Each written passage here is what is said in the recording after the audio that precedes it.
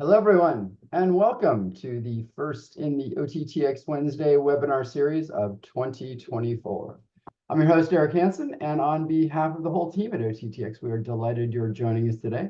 It is a privilege to share with you the experience, insights, and information from the people that are shaping and often shaking the OTT streaming industry. Speaking of which, the 2024 political season kicked off earlier this week with the Iowa caucuses, setting the stage for more than $10 billion in media spending poised to flood the marketplace in 2024.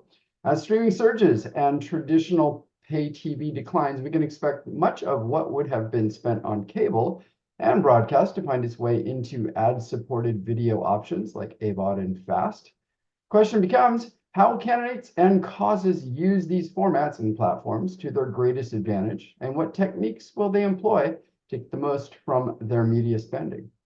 There's a lot of complexity here, but thankfully we've got just the guide to help unravel this tangled web of paid promotion and politics against today's constantly shifting and generally opaque content distribution and monetization environment.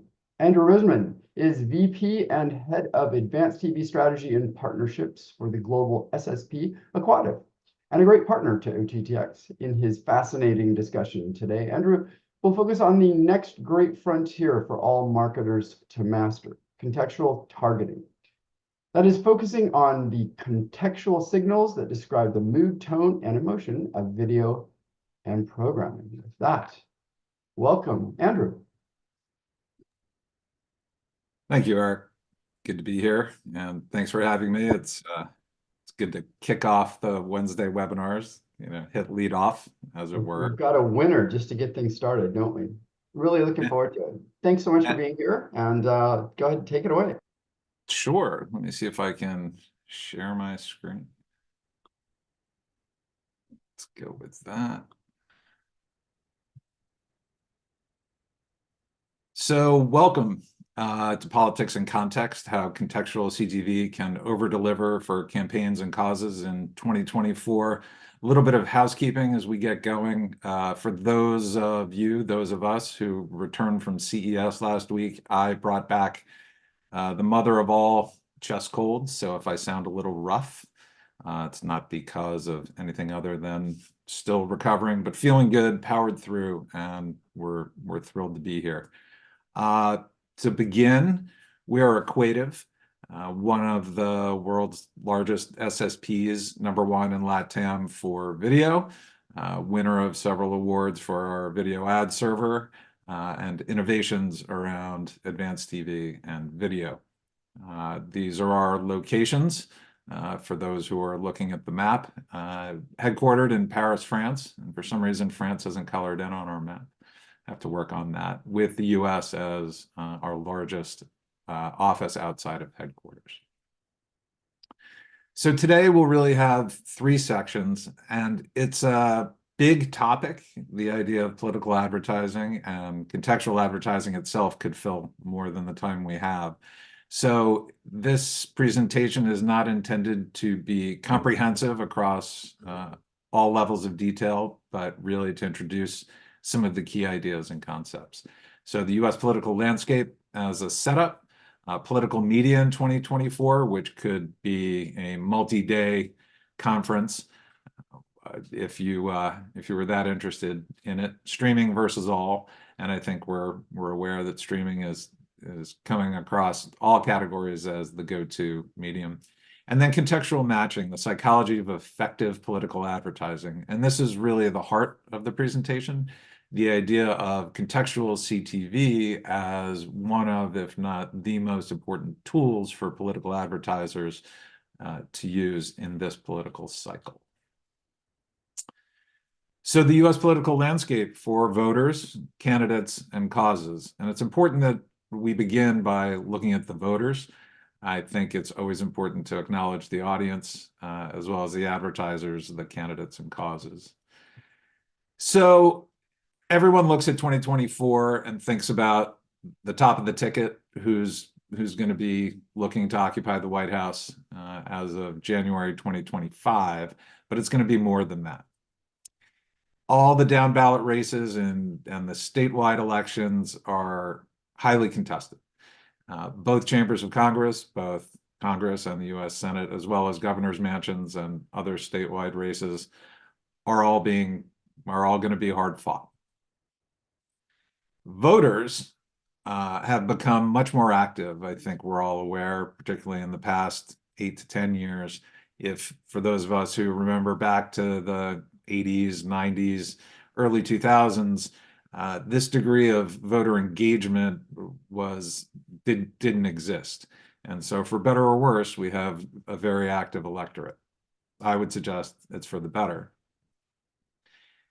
And some of this comes down to the activity that they pursue in social media and connecting with other communities of interest and constituencies where opinions and political discourse are amplified. And this can be an important thing to acknowledge in terms of the media environment that we're in going into the 24 cycle. I wanted to start with this. I think it's a fascinating graph that actual party affiliation and identification since the late 1980s through 2021. This is from the good folks at Gallup who do such terrific political polling. I think it's fascinating to see that we often just talk about ourselves as if we're a nation divided and red and blue and right there on the margin. But the fact that 42% of people, at least a couple of years ago, identified as independent and not identifying with the political party represents an enormous opportunity. Hey, Andrew, sorry to interrupt. The slides are not moving forward, so if you could restart the slideshow. Sure, sorry. Thank you. Can you see them now, Jose? You see all the blocks, but not like in the full presentation mode. Okay, I'll restart. So maybe stop share and start again, or there we go. Now it's moving. It wasn't moving through the slides. Okay. I'll share it back. And how about now? Yeah, I think when you click slideshow, it might open another window or something because it doesn't go full screen. Okay. How about now? There we go. Candidates are also approaching the 2024. Is that the correct slide? It is. It was. There we go. Well, perfect. We're good. We're good. We gave away the good stuff. So, and I think, coming off the fact that 42% of voters suggest that they're independent, here's another stat coming from Tufts University saying that amongst the younger cohort, 18 to 34, they're in fact undecided. So not only is there not traditional historical party affiliation, there's a full third of voters who suggest that they are quite undecided, and that's up and down the ballot from the top to their local races. Again, an important thing to understand about voters. So with all these independents rivaling, they're literally, when you look at it, if you have 42% of people saying they're independent, that means 30-30 split of partisanship. Campaigns reaching voters need to go wide to reach them as well as go deep to activate them. And so this is a terrific slide from our friends at LG Ad Solutions that likely voters are open to having their minds changed when they're presented with new information. And they also believe that political ads serve as a valuable source of information. So we don't have time to get into how some of the major platforms are devising policies to resist and restrict political advertising. But it's interesting to note that more than half of the survey respondents, and this was just in 2023, believe that political ads help to inform voters about the candidates and their positions, and that 40%, still a healthy number, believe that it helps to qualify how they feel about the issues. So these candidates are approaching the 24 cycle cognizant that just being an incumbent doesn't matter, doesn't bring the same value and advantage than it did earlier. And this is shown out over the last few cycles. That's an important change. And the challengers are coming from places outside of politics, traditional politics. There are some high-profile challengers who have taken seats in the last few years that are evidence of this. And then the ballot initiatives by state have become incredibly important political movements in the US, as social issues really become the wedge issues around political affiliation and sentiment. And I underlined and bolded those because affiliation and sentiment will be important as we get into why contextual connected TV advertising is so important. So we have a new generation of voters, no less than 8 million people. And when we say last year's midterms, we mean the 22 midterms. 8 million people will become eligible at the age of majority of 18 to vote since the 2022 midterms. That suggests that there's a group of voters who are coming in, who are available to be messaged to and informed and activated. I put this in because I thought it was interesting also in terms of understanding who is the American electorate, that political ideology amongst the singles, the ones we saw, the 8 million who have just become eligible to vote, there's a divergence that's going on. It's gone on over time. You see that these lines pretty much close up right around 1990 with male conservatives, male liberals, and female liberals. But as you get further out towards where we are now, this only goes up, I believe, to 2022.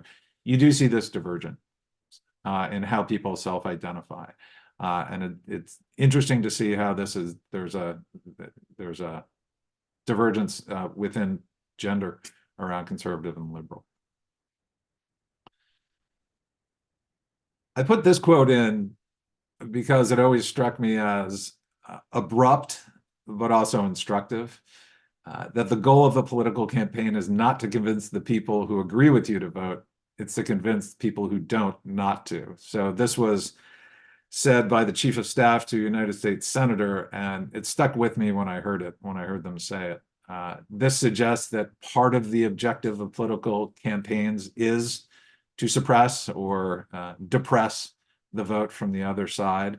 So let's remember that this is a blood sport, politics, and there's a lot of hand-to-hand combat. And part of what candidates and causes are trying to do is to deactivate the electorate. So let's talk about political media. There has been 400% growth in spending. So in the 2016 cycle, there was a presidential year, approximately $2.6 billion was spent for what is labeled political advertising.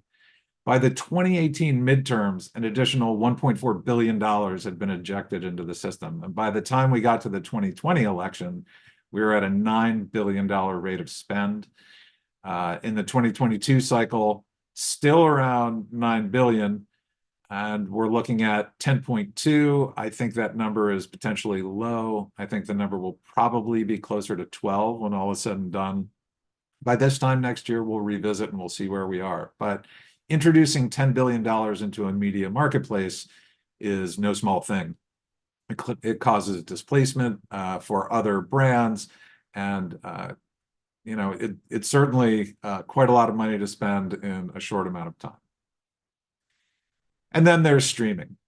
So everybody has noticed, I'm sure, that streaming has become the thing that everybody's talking about. Every headline and every media publication seems to be focused around FAST, AVOD, streaming, what's happening to cable, free exclusives, new fronts. It has gone from being an emerging format to, I think, given what we saw with the viewership of the wildcard game this past weekend, as well as some other indicators, that streaming is mainstream. And traditional TV continues to decline. So we're looking at, in the red line, the number of people who pay subscriptions for television channels, and the black line, the people who don't. That's traditional TV through your cable operator or satellite operator. But it's important also to look at the graphic on the right side of the screen, that as a replacement for television. So going back only a few years, people thought of it as additive, whereas today we've crossed over and it's almost certainly become the replacement. And what's important, particularly for advertisers, is the effectiveness of television then. And this graphic, which comes from our friends at, I have to remember where I got this again. I have the citation down here somewhere. But it's important to note that heavy TV households are getting 93% of the linear impressions, or 55% of the households, sorry, in the second half of 2022, which was actually the midterm election period, we're getting 93% of those linear impressions. But that other 45% of US households in the second half of 2022 only got 7% of those linear impressions. So low TV watching households or no TV watching households really aren't being reached and have virtually zero frequency, while heavy TV households are getting excess frequency. And it's important to think about who these households that are coming online now really are, because the newly forming households where persuadable voters are, and we know this based on research given their life stage as they're getting married, creating families, this is where their political affiliations lock in.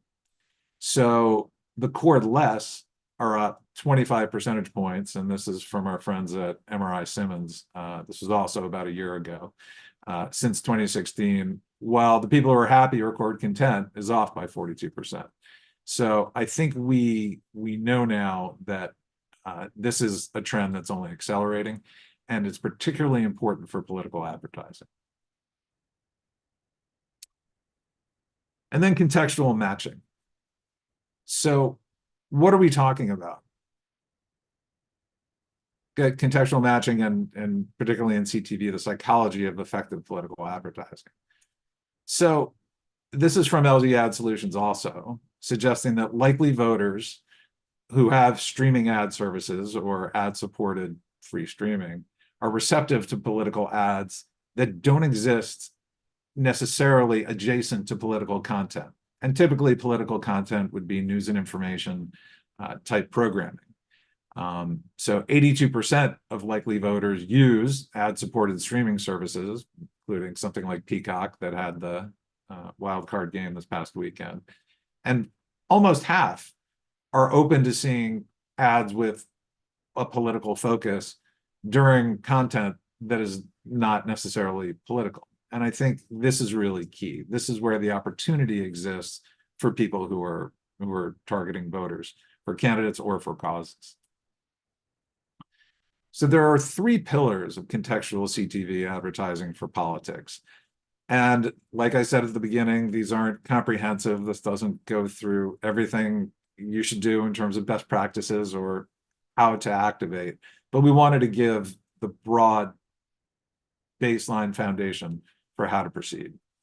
So the most important thing for doing contextual CTV advertising is to gain asset level insights. So many of us are familiar with asset metadata saying this is the publisher, this is the name of the programming, this is the series, things like that. What we're talking about with asset level insights, much more to do with what's in the stream, in the scene. And so that type of AI-powered scene analysis that then gives you an understanding of what's called the video essence is critical. Second, to standardize how you're extracting this data and how you're enriching this data, because if you're bouncing things off multiple taxonomies that have a dubious provenance, you'll end up with some very strange results. So number two, be consistent if you want and apply continuity as one of your guiding principles to how you treat the video essence data as well as the enriched data.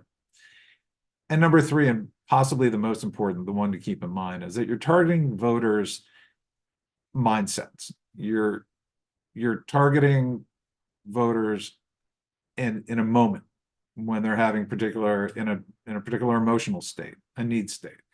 So typically in advertising, we refer to our prospective customers within segments. And I think that we're moving out of that.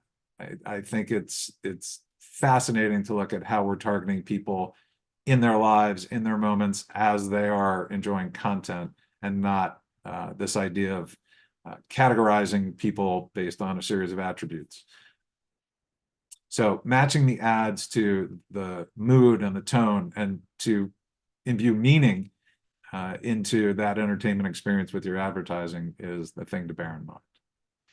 So at Equativ, we've recently, and we're very proud of a relationship with Iris TV. We are the first full stack integration with Iris TV, meaning it is within our ad server, our SSP, and our DSP. So publishers that are enabled with the Iris ID can now offer substantially more granular data to the buy side, and those buyers can use those signals to then make decisions on which moments in users' lives they want to target. And so for political advertisers, this is a real step forward, because there are billions of opportunities per day to reach voters in their different need states. Standardization, again, the Iris ID for us, we believe, provides a degree of standardization. So the publisher data that we mentioned before, the general metadata and the description and where it comes from and what platform it's on and all that. But then the enriched data that comes from partners within the Iris ecosystem, like Oracle, GumGum, and IAS, are incredibly important for brand suitability, ensuring that political ads don't end up near content that would be inappropriate for them, or in any way challenging. But I think more importantly, for the contextual intelligence that it gives them, the understanding of, we understand the mood the viewer is in, let's deliver this particular spot with this particular tone now. And the third pillar, to target the voter mindset. So Magna Global and GumGum, who is one of the data providers within the Iris ecosystem, did some really great work a few years ago. You can look this up. It's called Mindset Matters. And the first chart shows that if you target on mood and tone and style over basic demographics, or even genre of programming, you'll get substantially better results. They refer to it as the intelligence engine. And so you see that you have a 21% lift. They had 4 different advertisers participate in this. The one on the left is for Delta, the airline. And this is, you see, exposed control versus strictly using contextual metadata. Again, we went over that. What's the name of the show? What's the platform? What's the time of day? Or demographic. So again, really fairly stark results when you use contextual intelligence. And then the one on the right, chart number 2, it's the beneficial response to the ad. The ad was something that was open to me at the time. You had a 60% agreement with that statement versus 51% for demo targeting, as well as something I was in the mood for. So being able to reach people when they're in the mood to see it has everything to do with the type of success you may get activating consumers and activating voters. So what are the 3 takeaways? For me, sorry about the lorem ipsum. There's supposed to be a subheader there. I promise to update it by the time these slides are distributed. In terms of the landscape, we need to remember 3 things. The persuadable voters are out there. There are a lot of independents, and there are a lot of people who can be brought over to one side or another. And remember that elections are unlike most other products. You have a single day to get that potential consumer to make that purchase, if you will, that transaction. That voters are smart. We come to this with the belief that voters are smart and discerning. And I think it's important not to be cynical and believe that you can convince people of things that are fundamentally against their interest or untrue. Believe that voters are smart.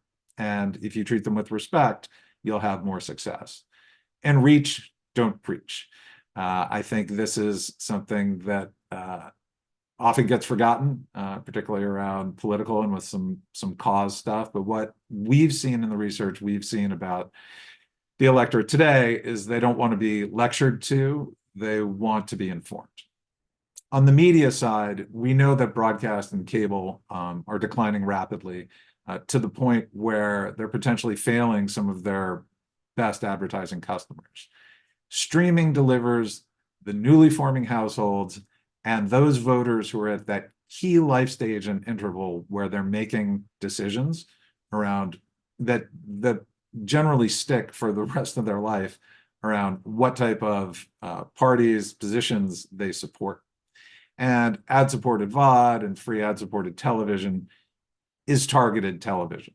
So the fluid replacement for broadcast and cable is AVOD and FAST. And with contextual CTV, 3 things to bear in mind. You need that asset level insight. You need to know what's going on in the stream, in the scene, to be able to make decisions in real time programmatically about which spots you want to deliver to an audience. You need to apply the consistent standards. I think we mentioned that before, but make your choices and stick with them. When you add too many different data types that may or may not comport with each other, you may end up with some very strange results, and it's very hard to get back on track. And target the mindset to capture mind share. And we have a slide about that earlier, but I think just bearing that in mind, in political advertising in this cycle, looking not just for where are the voters, but how are the voters is going to pay dividends. So that's it. It was a little quicker than I thought it would be. I'm sorry if I went a little too fast.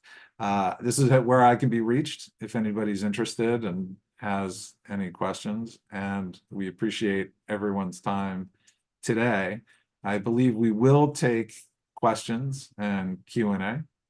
And with that, I will hand it back to Eric. Hey, Andrew, fascinating.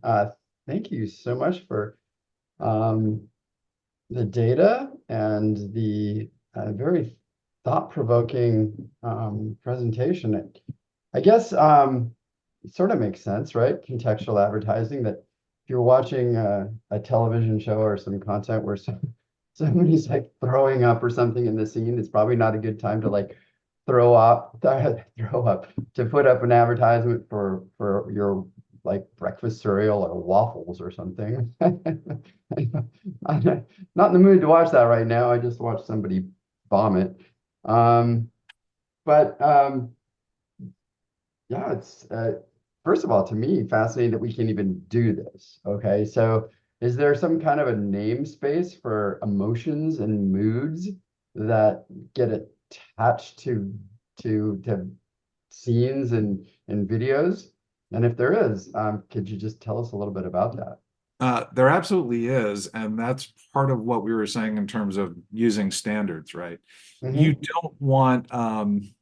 don't want 2 different labels for romantic, right? Romance or romantic, right? You don't want 2 different labels for sad or heart-wringing, right? You really need to coalesce around those labels and make sure that they're consistent in your taxonomies. I can show you some of the taxonomies from the partners we have through Iris, through GumGum, through Oracle. They're fascinating. They're thousands of rows long, and you can start to really see, okay, I get it.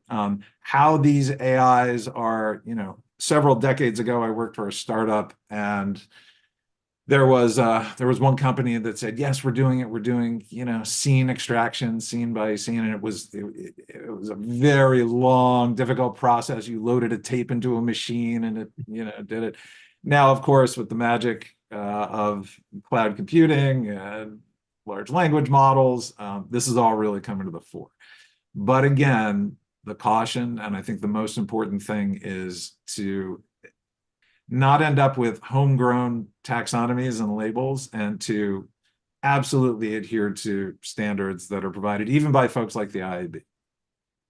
Okay, so that like if I wanted to get involved in doing this, you know, I think everybody right now, because they're watching your thought-provoking presentation, they're probably pretty interested and they may be inspired. It might be a good time to suggest that they become members of OTT.X. Where would I find these standards? Is it something that it is a standard? So is it open or So when I say standards, I'm not saying industry standards. So if you look at, so for example, we've standardized around iris because we believe that it is the best in class way to go. And really, they're just the pipes that then lead to the data enrichment partners, right? But those partners are also best in class, right? The risk around this is having folks show up and say, "Oh, I've got an entirely different view on how to label." But yeah, there are standard taxonomies. I mean, okay. I should have this sort of at the tip of my tongue or on my desktop, but I don't. I see actually we do have a hand in the Q&A, and I'm not sure that we've paid attention to Dr. Leo. I don't see that, but I do see a question. Yeah. First, well, yeah, do we have data on what the best contexts are for positive versus negative hits? Well, when you say negative hits, it depends. So I think that's from Howdy Ian. So, for example, if you're trying to get somebody to respond in a positive way, let's say, I think that's what you're asking. Do you need to have, for example, uplifting and positive content? And I don't think that's the case, right? I think if you have uplifting and positive content, for example, there are CTV platforms like Friendly that have nothing but uplifting, wholesome, family, positive content.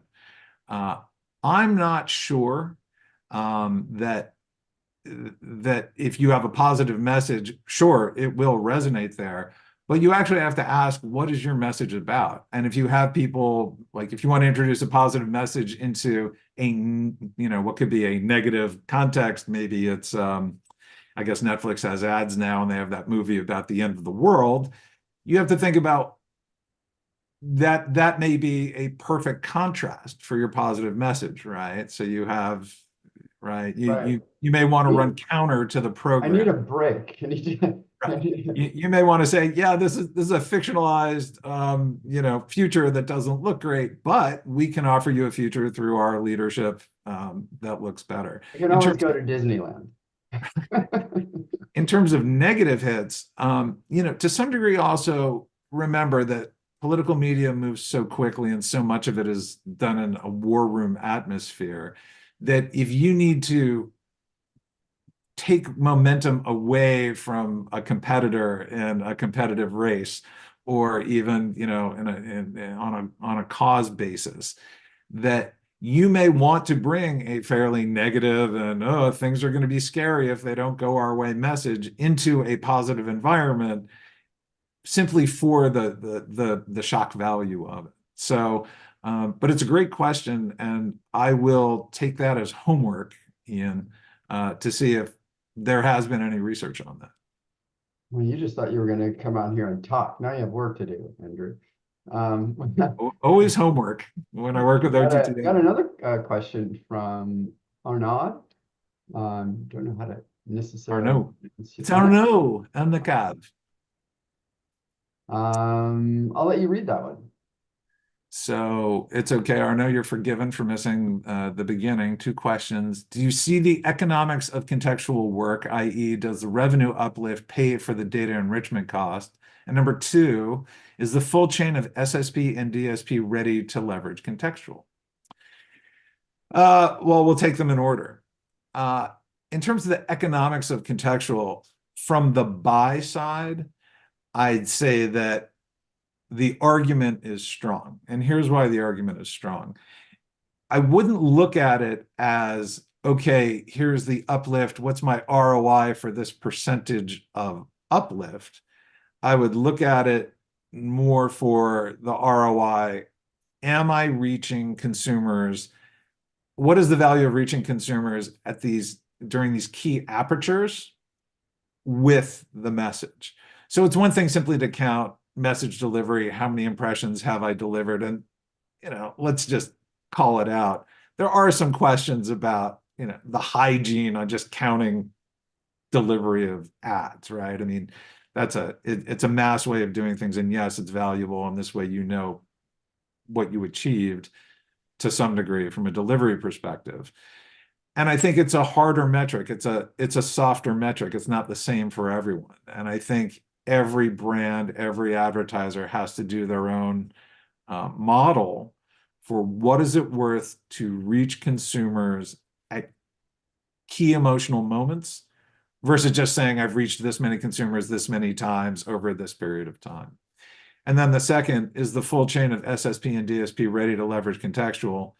We're ready today from our managed service perspective to leverage premium CTV from, large folks that you've heard of, like,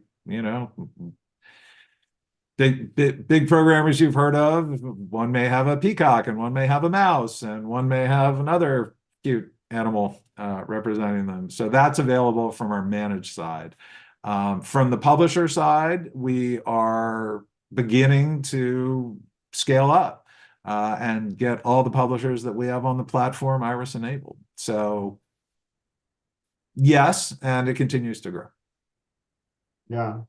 Yeah, it's amazing and kind of scary what what we're starting to be able to do.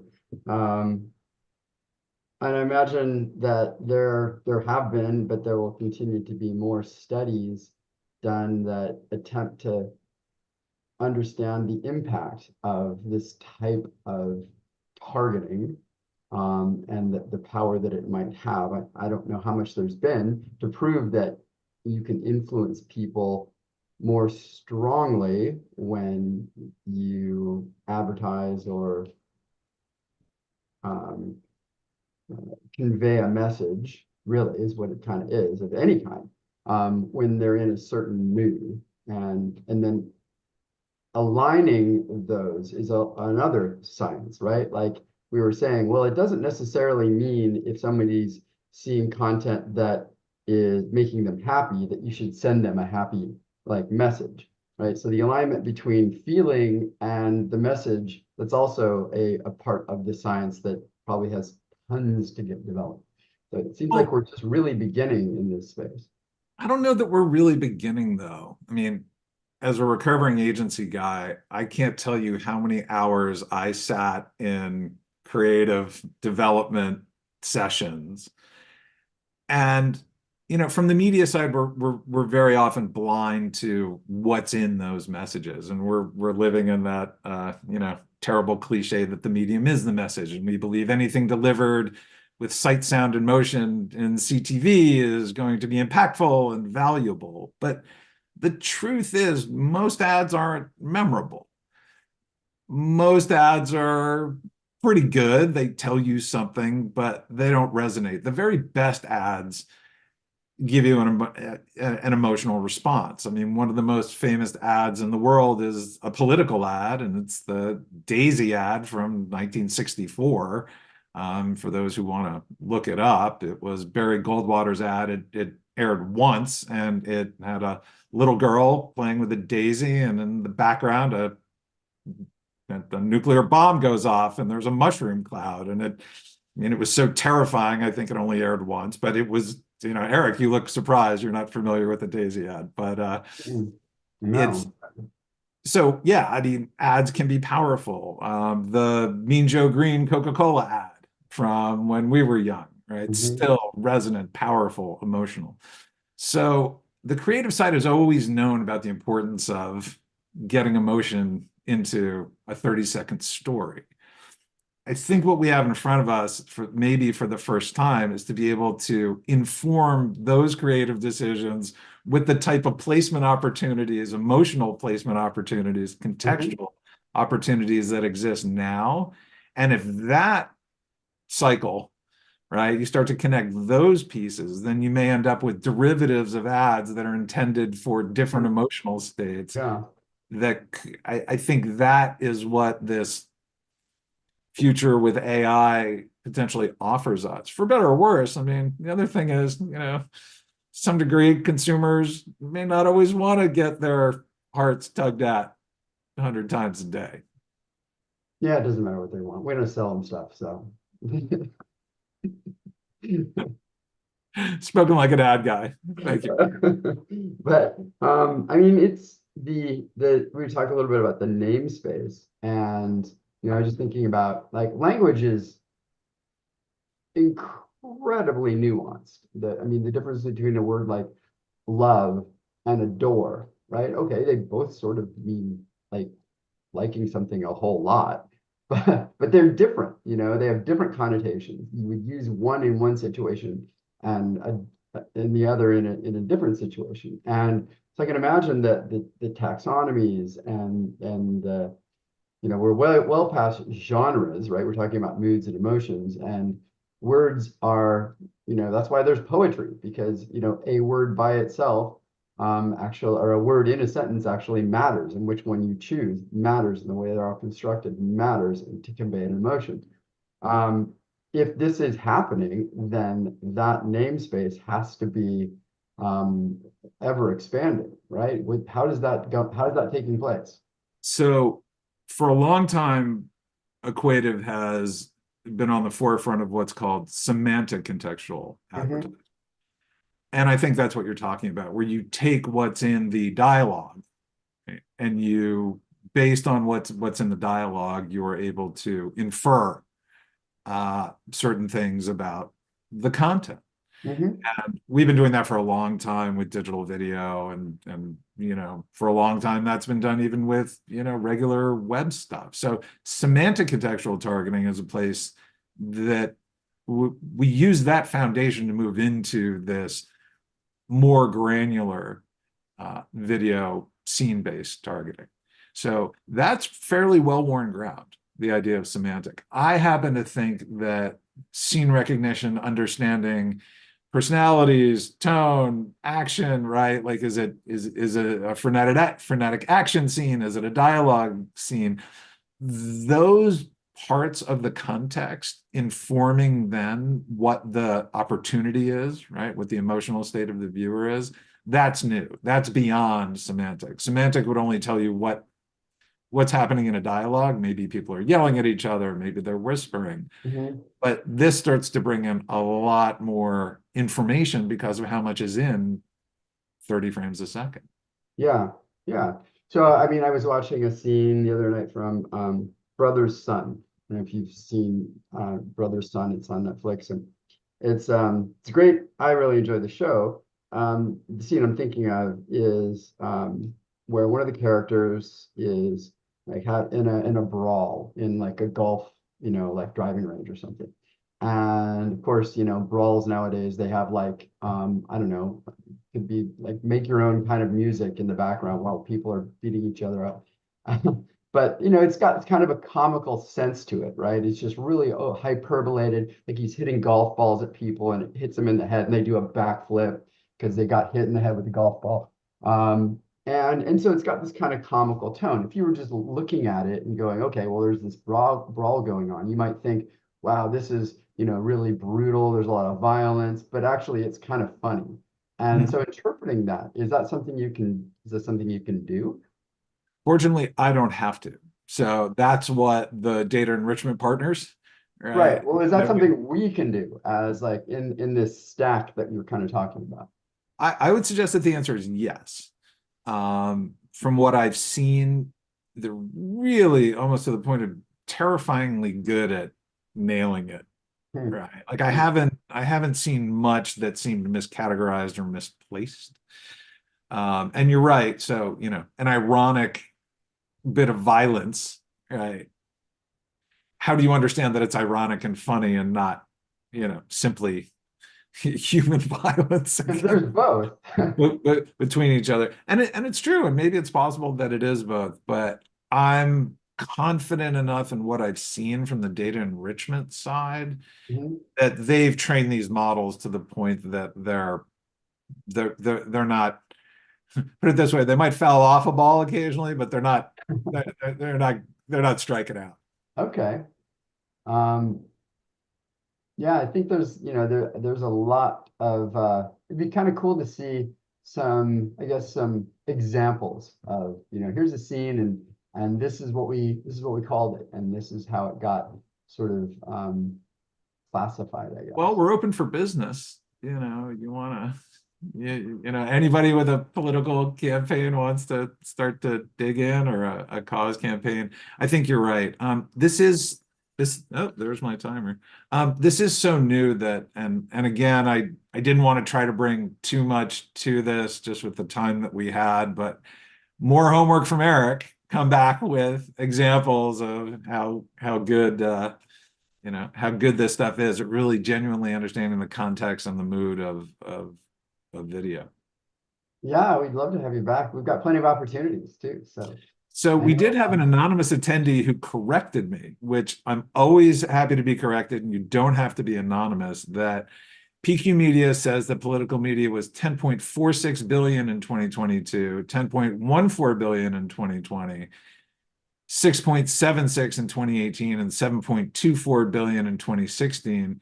Initial 2024 estimate is 14.9 billion. 15 billion. You were off by a fair amount there. Well, it's probably billion. better to be conservative, only because, when I do this work, then I have people saying, okay, how do the projections look for us? Wait just a minute here, right? Right. So I wasn't sandbagging to our anonymous attendee when I said 10 billion. That was a stat that we had started working with a while ago. My suggestion was 12.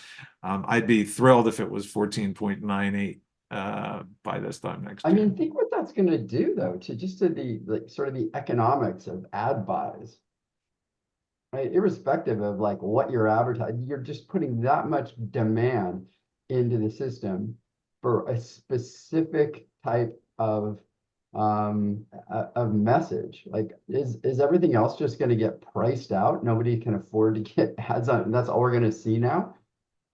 Well, so broadcast has its own rules around best price for political that sort of make that. Everybody's kind of found a way to be okay with the introduction of a category every 2 years or every 4 years, and the displacement that it causes around at least some of the premium placements you get with premium content. But these kind of figures, 10, 12, 15 billion, if our anonymous attendee is right, is going to have but people plan for it, right? So that, I think we know that post Labor Day, September, October, leading up to Elections Day in November, that's where a great deal of this is spent. That actually changes the calculus for retailers who may be looking to get out ahead of the Christmas season, right? And it changes the calculus for, that's an interesting time. It's not really back to school anymore. You're kind of almost in this low period. Christmas kind of starts just after Halloween. So maybe it's a late start for your Christmas advertisers. But yeah, you are ad availability is finite. And if you're introducing this much demand into it, it's disruptive in the market. Something's got to change, right? I mean, it's capitalism. Price has to go somewhere. Yeah, I guess the question is, it suggests that, I mean, not to quote, not to quote the name of a political book, but I guess 14.98 billion might be the price of power. Yeah. Huh. Well, not sure if you read that. There's not too many people. No, you're just making me think. There's not too many people that have $15 billion, but I don't know if I'd feel too good about those that do, having the power that they can pay for. Well, and with that, on that happy note, let's see an ad for waffles. All right, we're going to close things up here because it's almost 11 o'clock. Thanks so much, Andrew. This has been super fun and really interesting. You've sparked a lot of thought for many of us, I'm sure, and we'd love to have you back. on the webinar and also live at some of our upcoming events and stuff. We've got a lot going on. So we'll make sure to keep in touch with you. I want to thank also all of our watchers, viewers, our audience for attending and for your continued support of OTT.X. We did record the session, and it's going to be available in a couple of days on the OTT.X website at OTT.X.org, along with a panoply of other presentations from our online and in-person events of the last few years. Do check those out if you're a member of OTT.X. The slides also that Andrew had, and as well as that Latin bit with the update will be out on our site shortly. A few important notes from the world of OTT.X that you might want to take note of. We just released our annual industry report. Hopefully you got a mail about that, offering a comprehensive overview of the OTT market and identifying emerging trends and opportunities to shape its future. It's free for OTT.X members and available to purchase for everyone. You can access it from our site, OTT.X.org. We'll be back again next week for another edition of this here Wednesday webinar series. We'll be joined by Symphony AI Media's CEO, Mark Moder, and Parks Associates Vice President Research, Jennifer Kent, who will be discussing key findings from the soon-to-be-released 2024 State of Content Performance Data Executive Survey. So that's going to be great. Looking forward to that one. Of course, you can stay up to date on all things OTT.X at our site, OTT.X.org. Check out the latest on-demand videos and on everything about our live events all year long. So with that, thanks again to Andrew and Equativ for today's webinar, and to all of our members that make this session and all of our activities possible. Have a great rest of your day, rest of your week, and we'll see you all real soon. Thanks again.